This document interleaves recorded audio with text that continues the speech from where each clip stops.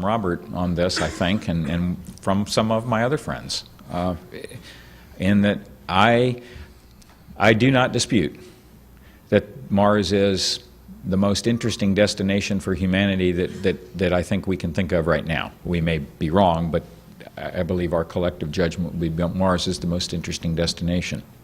Again, I dislike either or. To say that Mars is the most interesting destination does not, to me, mean that the Moon is uninteresting. Exactly. The Moon's very interesting.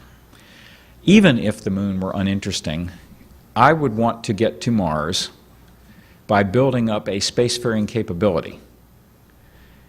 So I would want to get to Mars by way of experiences on the space station and experiences on the Moon, so that when I set out for Mars, I would have the highest possible chance of accomplishing the goal based on what I had learned in low Earth orbit and on the surface of the Moon. Thank you. That's what I think. That is the way that I would go about it as an engineer, even if I established a base on the Moon and said, you know, this is just not that interesting. And so its only purpose will be to give me the schooling that would help me get to Mars. Even at that extreme, that's how I would go about it as an engineer. Thank you.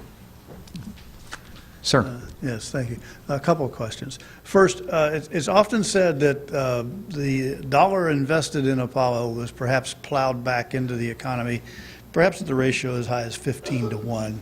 Do you agree with that sort of order of magnitude of the assessment? Second question, we've had, as you've pointed out, 15 years of NASA doing less with more money and not so much real thrust of creativity. Do you think that the NASA technical hierarchy is itself really ready for a real exploration program? Well, I'll answer the second one first. I think we were rebuilding that technical hierarchy in my tenure, and I think they were ready and were getting ready. The way that you get people ready to do difficult things is by giving them difficult things to do. Apollo served as a filter. We lionize today the heroes of the Apollo era, and justly so. And unless you're our age or thereabouts, you don't even know the people who started out with the program and didn't make it because they couldn't cut it. So the same would happen again. People who have built space station are good people and they know what they're doing. And they absolutely do. Now, they know how to build space station. They don't know how to go to the Moon. They don't know how to go to Mars. The way we would create a generation that knows, again, how to go to the Moon or how to go to Mars would be by doing that.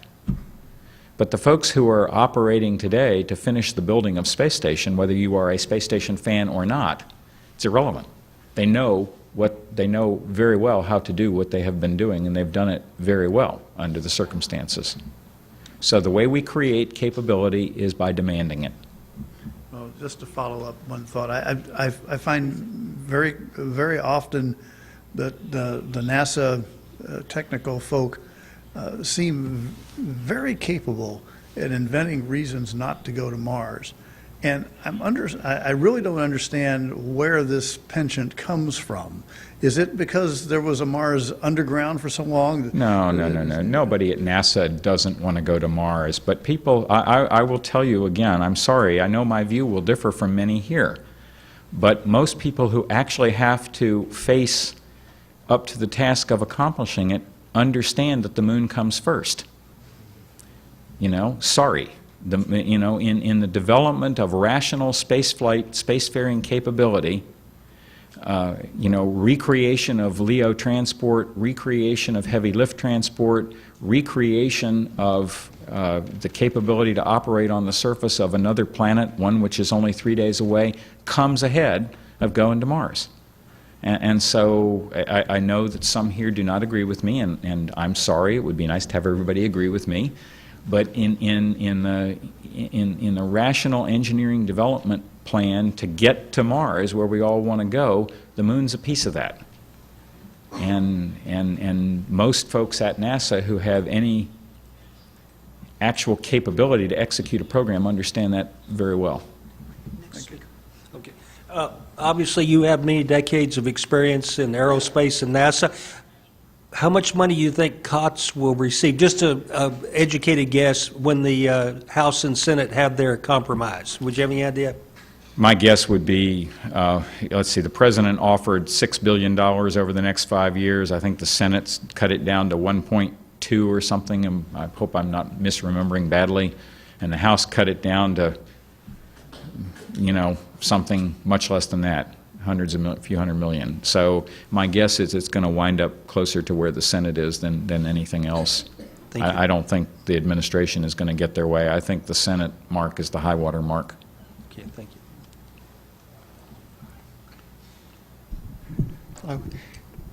If I were to name a single, mostly unacknowledged part of the Apollo miracle, the thing that people often forget about is the extreme youth of the people who were doing the Apollo program. These were people who were averaging 25 and 26 years old. And one of the real difficulties that NASA has at the moment is the lack of very young people joining NASA. When I was doing the visiting professorship at MIT, what I really would have liked to have told my students is, wow, we need to hire you right now. Get enthusiastic young people into NASA. What instead, if I was going to tell them the truth, is I would have said, well, NASA has had a hiring freeze for the last 5 years. They haven't hired anybody. And after the hiring freeze was finished, we're downsizing now. And we're actually trying to get rid of people. There are no places to hire. Well, so I if we get want it. to solve NASA's problem, that's what needs to be solved. Well, no. No. That's just not factually correct. NASA's average age is the same within a few months of the average age of the American aerospace industry, which, by the way, is not materially different from that in Europe. Okay? And the reason for that is a consequence, not a choice. And it is a consequence of the fact that, as I said in my comments earlier, for 40 years, and as the Columbia accident investigation pointed out, for 30 years at that time, we've lacked a strategic purpose in space. When you are, by and large, contracting an industry rather than expanding its purpose, the aging of the workforce is what you get. So that is, the phenomenon that you observe is completely correct, but cause and effect are inverted. You can't, quote, fix NASA or fix the aerospace industry by decreeing that they shall hire younger people. What you have to do is provide them with a purpose that causes them to say, okay, to accomplish this purpose, I've got to go out and get some new talent. And that is a national policy decision which we have not made, which gets right back to what I said was the fundamental issue. Do you want to have a real space program or not? Okay? Thank you for the speech. If NASA could decide its objectives with less political interference, do you think that would help, and how would that be possible to achieve? Well, it wouldn't be, in a mythical world where NASA could decide its own objectives, that world would be very anti-democratic. It would be at variance with how we run the entire rest of our society. It would be an enclave of un-American behavior.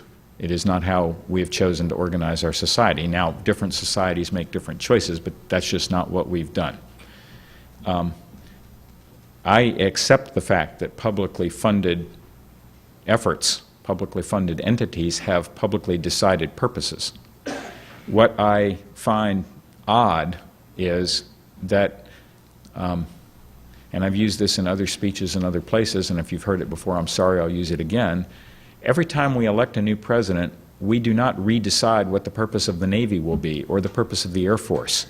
You know, we may decide whether the Navy gets a new aircraft carrier in my administration or not. And if I'm a Republican, you might get a new aircraft carrier, and if I'm a Democrat, now we're going to take that money and redistribute wealth. But we don't redecide the purpose of the Navy. Okay?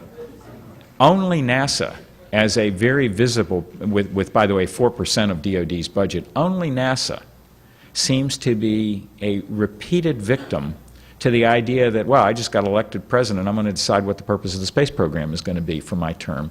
And it's silly because no useful purpose can be accomplished in one term.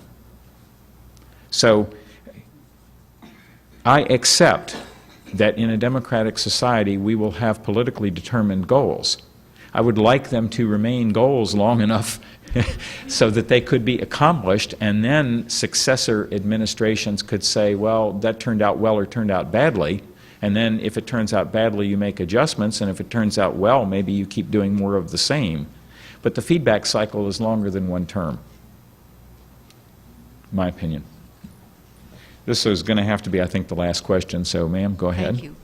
As citizens and voters, what would you recommend that we do? Well, as citizens and voters, since 70% of us, round numbers, approve or strongly approve in every poll ever done of NASA and its purposes, we need, as citizens and voters, to make election issues out of what we think of as our space program. The greatest value of the space program to me is that it embodies what we think of as American virtues. Okay? Boldness, willingness to risk. Not that other societies don't have those virtues, many do. And they like to, some of them like to join with us in those purposes. But when we think of what it is to be Americans, the willingness to risk, the willingness to be bold, the willingness to take on ventures of uncertain outcome, the willingness to lead when it's forced upon us, those are things that we look back in our history and we can be proud of. And the space program embodies those things. It is what we think of as being what we are, I think. And voters and citizens need to make the point. Regrettably, the space program is so arcane in some of its aspects that you know, we lose strategic thought arguing about what the heavy lift rocket ought to be built like. Do you see what I'm saying? People aren't noticing that the Obama administration is deliberately abandoning a U.S. government-led spaceflight program because they got a shell game going where you're arguing about what rocket to build. But specifically, you're talking about writing letters to newspapers, writing letters The most to effective thing a politicians? citizen can do is write a signed letter to their congressman and their senator. Okay, email is not effective, fax is not effective, but an actual written letter that somebody takes the time to personally sign, and bunches of them, not saying all the same thing, not you know, that is the most effective thing. And every congressional staffer will tell you that. Thanks. Thank you very much. Thanks for your time today.